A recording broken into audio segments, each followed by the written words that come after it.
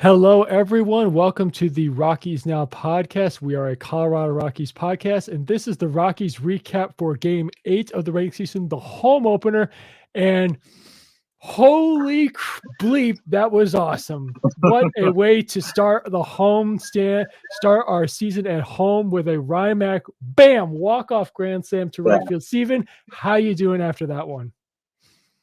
My heart rate is still beating, man. I mean, wow. I mean, that top of the ninth inning was, I thought J-Law was going to close it out, and I mean, he wasn't awful. I mean, I got to tell you, my first thoughts on the game is that the Rays, they know the strike zone very well. That was my initial reaction. There was a lot of pitches that I thought were good today by Gomber. I mean, he got some help from the umpire. Peter Lambert was kind of decent.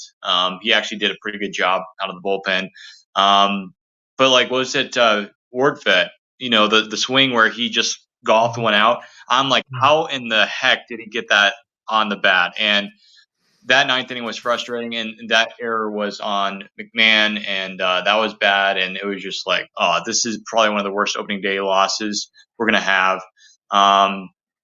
Then I think it just came out on Twitter, but I saw that Pete Fairbanks is blaming the baseballs because he said that out of the humidor they weren't very whatever. I forget what he called it, but I don't know. Maybe he's just being a crybaby. I don't know, but it was a great game overall. Again, it's what happened in the top of the ninth inning was just unacceptable. It can't happen. Like it. Justin Lawrence needs to be better. I'm excited for what he's going to do out of the closer's role this year, but you got to close out that game in that situation. I think it was just maybe a home opener, first day home opener jitters, maybe, or I just chalked it up, but he didn't have it. He just couldn't. He was just coming off, leaning too far on that slider. Maybe he was just overstriding, or he was just letting it go late, or just wasn't getting around the side of it. But either way, he just didn't have it. But I was a little concerned after that first inning, especially. I mean, Gomber threw 40 some odd pitches in that first inning. I was nervous they got to bring in Lambert early. But I mean, other than that, he only pitched 4 innings. But to me, he did good. I mean, he did what he needed to do to only give up 2 earned runs. He navigated a rough command at the start of the game, to get the job done. And hey, out of the bullpen, they were great up until the 9th inning. Combination of Lambert, Bird, Mears, who by the way belongs in the 8th inning. He has had a fantastic start to the season. And just up until the 9th inning. And Lawrence, he didn't have it, but luckily Jalen Beeks, he limited he did what he could to limit the damage. So all in all, it wasn't perfect. It wasn't what we would have wanted, but pitching was, okay, good-ish overall. So it was good enough to get the job for us. It was good enough to hold for the offense to get the job done. Yeah, and one of the nice things is that I don't think Rosarino got on base today. If he did, it was just one time. But that was great to see. But yeah, Nick Mears, he looked really good. He kind of looked wild there to start. Maybe it was just, again, jitters. And then I think he struck out the side or something like that. He looked really good. Got 2 strikeouts, 2 or 3. But, and then, of course, I was watching the game, but Chris Bryant got booed. Kind of feel bad for him, honestly. I know he hasn't been playing up to his expectation. A lot of Rockies fans want him to. And some Rockies fans are blaming him because he cost us the game. It's not his fault. It was an error on McMahon, not Bryant. Bryant just couldn't pick that up. It was in the dirt a little bit too much. That's a tough hop for a first baseman. Just ask Todd Helton or CJ Cron. I mean, Chris Bryant, he got a home run today, and that was a crucial home run. Without that home run, I mean, we might be talking about a Rockies loss here. We might be in extra innings without that Chris Bryant home run. So that was good to see. I think he's starting to wake up offensively. But again, I mean, I know a lot of people are frustrated at KB, and it's understandable. But again, it's early in the season, and I know we're paying him the money, and he needs to be better. I agree with you, but KB doesn't deserve the criticism that he's getting today. I think he's going to be fine as long as he can stay healthy and whatever. I mean, again, he was a big part of this win today. I mean, again, without him, I don't think we win today. No. Just to go off real quick, today there were 3 guys, Diaz, Jones, Tovar got 2 hits. Tovar, Bryant, and McMahon, of course, got home runs. But your point about KB, he's having better at bats. He had 5, actually I should say 4 good at bats today. Again, his 5th at bat in the 9th, he was trying to do too much. He was 23 pitches out of his zone. He was just, and again, the scouting report on that pitcher, I can't remember his name, as Houston mentioned during the broadcast, this guy's all breaking balls. And Bryant, he was just trying to do too much. You could see in his swings, he was just trying to, he was trying to put the ball in play. He was trying to make something happen, especially given their runners on base. But I got to say, I love the approach of their hitters in the ninth inning. They Fairbanks clearly didn't have it, and we just took our walks, and then it led to, of course, Rymack getting one just right low in the sweet spot in the middle of the zone, and he just shortened his swing, golfed it out of the way.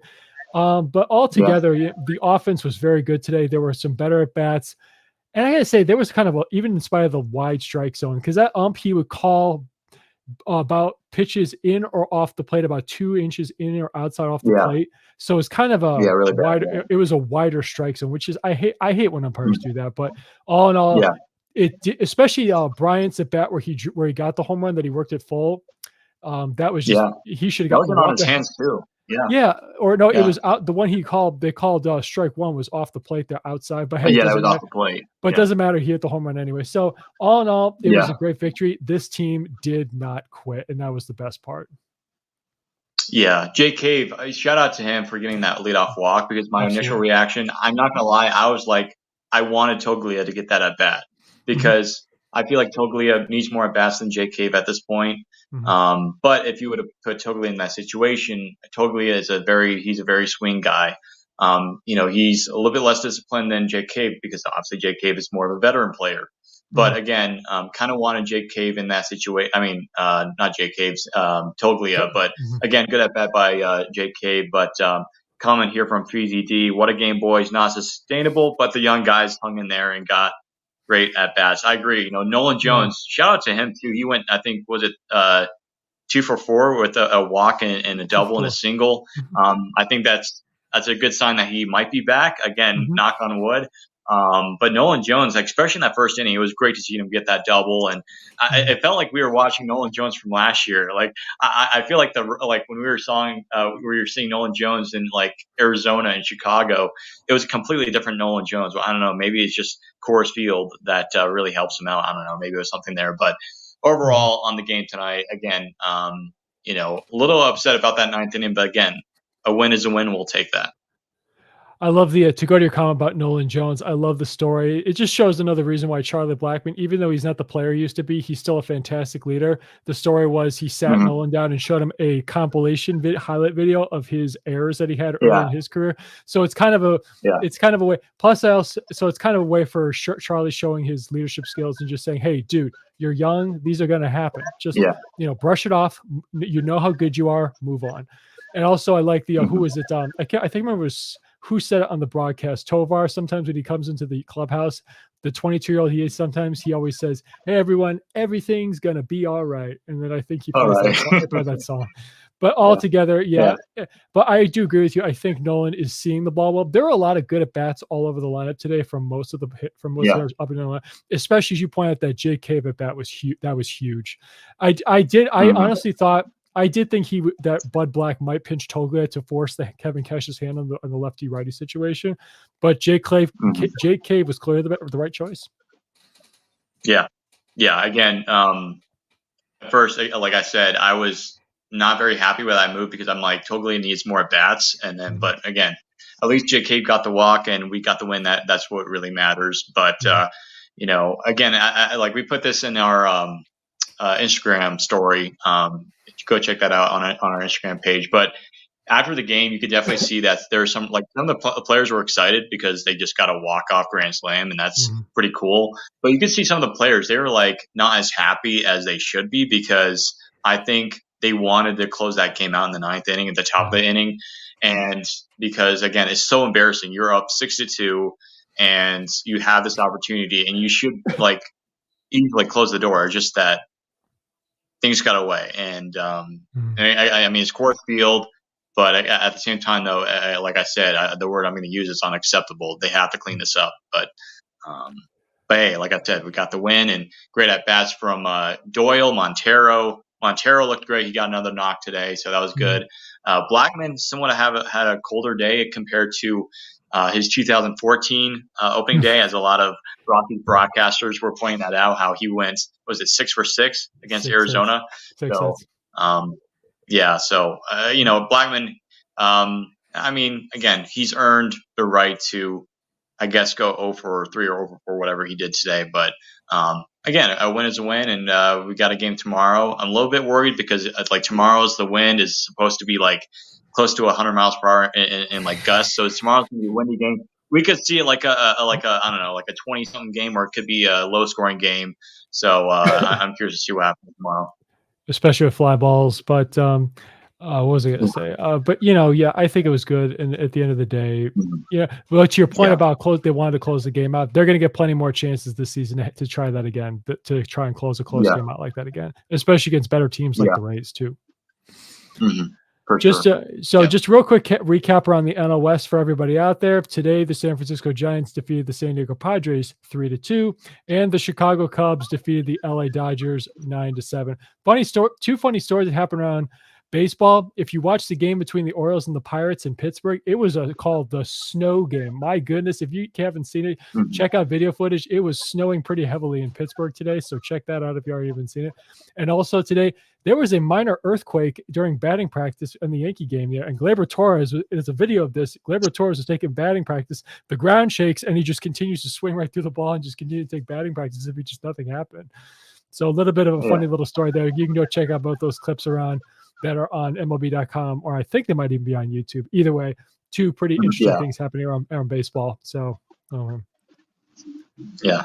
I was watching a video of John Boy Media, and they were actually in the middle of an episode when the earthquake was happening. You could see talking Jake was talking. You could see like the camera shake, and he was like, hey, "Is there an earthquake going on?" And then MLB Network, they were in one of their morning shows, and you could see the camera shake.